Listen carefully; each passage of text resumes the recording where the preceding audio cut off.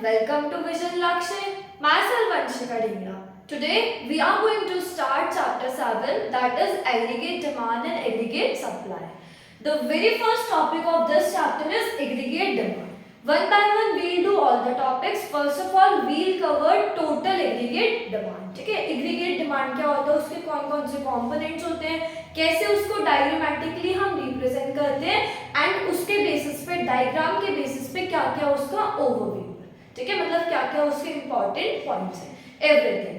First of all let us begin with aggregate demand. की aggregate demand actual में होता क्या है. ठीक है, एग्रीगेट डिमांड क्या होता है, total value of final goods and services which all sectors of economy are planning to buy at a given level of income. ठीक है, क्या होता है टोटल वैल्यू, किसकी टोटल वैल्यू, हमारे फाइनल गुड्स की. टोटल वैल्यू किसकी, फाइनल गुड्स और सर्विसेज की, जो कि कौन परचेज करना जा रहा है, हमारे सारे सेक्टर्स ऑफ इकोनॉमी सोच रहे हैं, प्लान कर रहे हैं to buy at a given level of income. ठीक है, इसको क्या कहते हैं, एग्रीगेट डिमांड. अगर मैं आपको शॉर्ट में बोलूं तो एग्रीगेट, एग्रीगेट मतलब होता है टोटल और डिमांड मतलब क्या होता है, जो भी हम लोग क्या कर रहे हैं, प्लान कर रहे हैं या फिर विलिंग कर रहे हैं टू परचेज.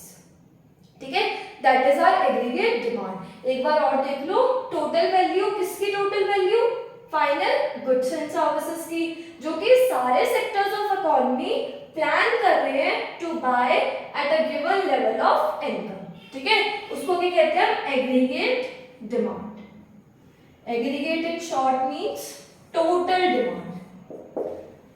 ठीक है, सारी टोटल डिमांड सारे sectors of economy. Next aggregate demand के बाद आता है कि उसके क्या क्या कंपोनेंट्स होते हैं. एक चीज और, एग्रीगेट डिमांड को हम एडी से डिनोट करते हैं. ठीक है, अगर एडी आ जाए ये कंप्लीट एग्रीगेट डिमांड तो बोथ आर सेम. ठीक है, नेक्स्ट इज कंपोनेंट्स. किसके कंपोनेंट्स, हमारे एग्रीगेट डिमांड के कंपोनेंट्स.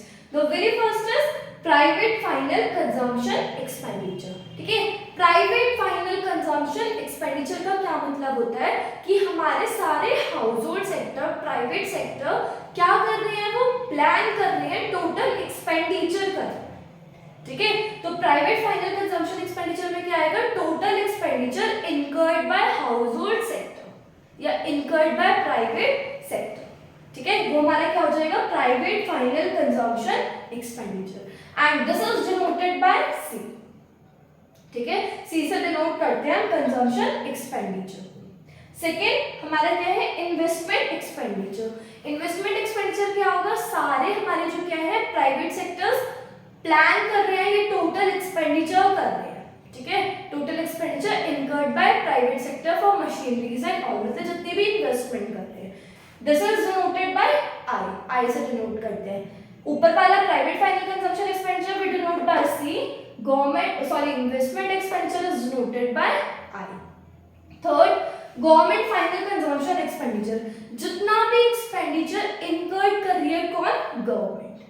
ठीक है, कुछ भी परचेज करने में for welfare of people, anything, सब कुछ उसमें इंक्लूड होगा. ठीक है, तो total expenditure incurred by government is known as government final consumption expenditure which is denoted by G. Last one net exports. Net exports का क्या मतलब होता है, x minus m means exports minus imports. ठीक है, जब हम जितने भी हमारे एक्सपोर्ट है, एक्सपोर्ट मतलब क्या है, हमारी कंट्री से जो बाहर जा रहे हैं गुड्स, उसमें से इंपोर्ट्स मतलब बाहर वाली कंट्री से जो हमारी कंट्री में गुड्स आ रहे हैं उसको क्या कर देंगे, सब्ट्रैक्ट कर देंगे, तो हमें क्या मिल जाएगा, नेट एक्सपोर्ट्स. ठीक है, तो net exports equals to exports minus imports. Got it. Next हमारा एडी, अगर हम मान लो ये हमारे चार है कंपोनेंट्स. ठीक है, बट अगर हम टू सेक्टर मॉडल की बात कर रहे हैं, ठीक है, मतलब एग्रीगेट डिमांड है टू सेक्टर इकोनॉमी की बात कर रहे हैं, तो उसमें हमारे कौन कौन से इंक्लूड होंगे, C plus I. That means सिर्फ ये प्राइवेट फाइनल कंजम्पशन एक्सपेंडिचर और इन्वेस्टमेंट एक्सपेंडिचर. ठीक है, सी प्लस आई, सिर्फ टू सेक्टर में हमारा कंजम्पशन एक्सपेंडिचर और investment expenditure will be included. ये गवर्नमेंट और नेट एक्सपोर्ट्स इंक्लूड नहीं. ठीक है, नेक्स्ट डायग्रामेटिक रिप्रेजेंटेशन. देखो हमारे एडी जो है उसको हम कैसे रिप्रेजेंट करते हैं, हमें पता चला एडी क्या होता है, AD equals to C plus I, consumption plus investment. अब देखो इसके अंदर क्या है, हमारा इन्वेस्टमेंट जो होता है हमेशा याद रखना, इन्वेस्टमेंट इज कांस्टेंट ऑटोनोमस, हमारी वो स्ट्रेट लाइन होगी पैरेलल टू x एक्सिस, ठीक है। इन्वेस्टमेंट हमारी हमेशा कांस्टेंट रहेगी। तुम इस टैबुलर में भी देखो 40 40 40, ठीक है, पूरी 40 है, कितना भी तुम कंजम्पशन कर रहे हो तुम्हारी इनकम वो इन्वेस्टमेंट कांस्टेंट रहेगी। तो इन्वेस्टमेंट कांस्टेंट है तो उसकी कैसे बनेगा, एक स्ट्रेट लाइन बनेगा। गॉट इट, ठीक है। फिर नेक्स्ट देखो इसमें इस टेबल में y इज योर इनकम, ठीक है, इनकम को हम y से डिनोट करते हैं, c is your consumption, I is your investment and AD is your aggregate demand. Aggregate demand क्या होता है, आपका कंजम्पशन और इन्वेस्टमेंट का टोटल, ठीक है, उसको क्या कहते हैं, एग्रीगेट डिमांड कहते हैं। अब इन दोनों के टोटल से हमारा क्या बन जाएगा, एग्रीगेट डिमांड बन जाएगा।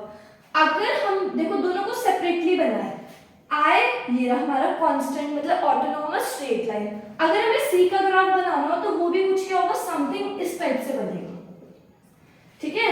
देखो हमारी इनकम लेवल 0 है बट स्टिल हमारा कंजम्पशन कुछ ना कुछ है, ठीक है।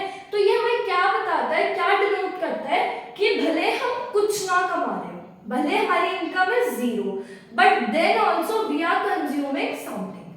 कुछ ना कमाते हुए भी हम देखो भूखे तो रहेंगे नहीं, ठीक है, हमारी कुछ अर्निंग नहीं है बट स्टिल हम लोग कुछ ना कुछ कंजम्पशन कर रहे हैं टू सर्वाइव। एंड इफ हमारी इनकम बढ़ती जा रही है तो उससे क्या होगा, हमारा कंजम्पशन भी बढ़ता जाएगा, ठीक है। इनकम नहीं है तो हम फिर भी कंज्यूम करेंगे बट जैसे जैसे हमारी इनकम बढ़ती जाएगी हमारा कंजम्पशन भी इंक्रीज होता जाएगा, ठीक है, बट कोई इफेक्ट नहीं पड़ेगा हमारी इन्वेस्टमेंट में। गॉट इट, ठीक है। तो क्या हमारा एग्रीगेट डिमांड जो होगा कुछ इस टाइप से होगा।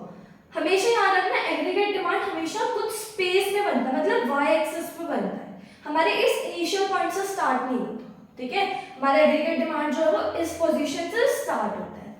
अब इन दोनों को सम अप से हमारा एग्रीगेट डिमांड बनेगा 40 40 80, ठीक है, 120 40 कितने हुए 160, 240 280 40 0 2 320 0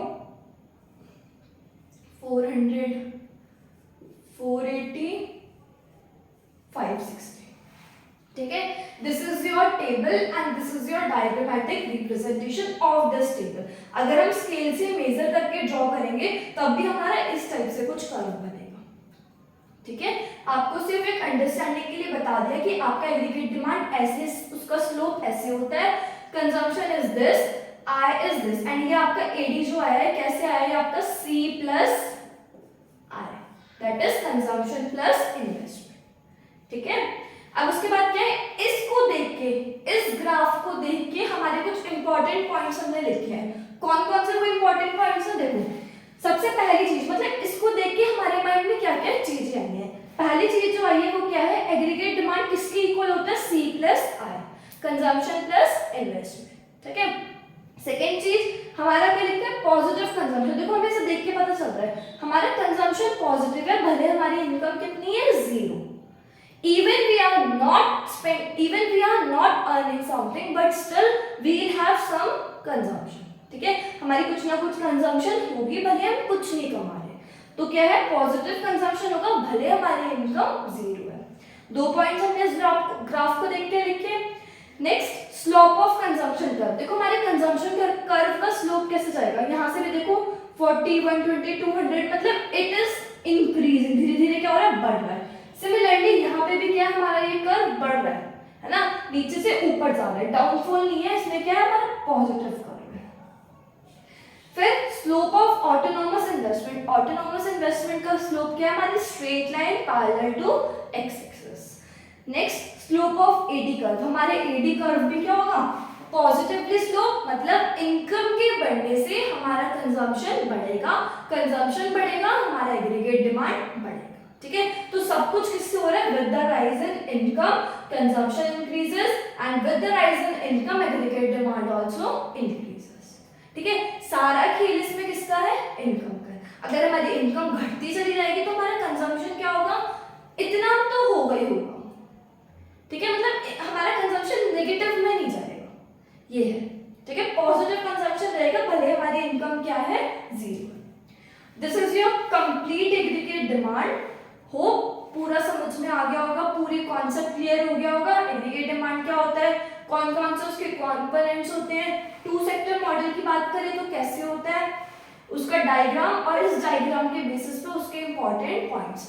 अगर आपका क्वेश्चन में एग्रीगेट डिमांड का क्वेश्चन आ जाता है, ठीक है, तो आपको क्या करना है, टेबल प्लस ग्राफ प्लस उसके बारे में इंपॉर्टेंट पॉइंट्स लिखने होते हैं, तब जाके मार्क्स मिलते हैं। अगर सिर्फ इतना करके आ गए और उसके इंपॉर्टेंट पॉइंट्स से लिखे तो टीचर कहीं ना कहीं मार्क्स डिडक्ट कर देता है, ठीक है। This is important, important points जो है वो इंपॉर्टेंट है क्योंकि हम इसको देख के उसका कुछ ओवरव्यू देंगे, ठीक है। हमने क्या इसको देख के समझा, got it, hope you understood and this is all for today.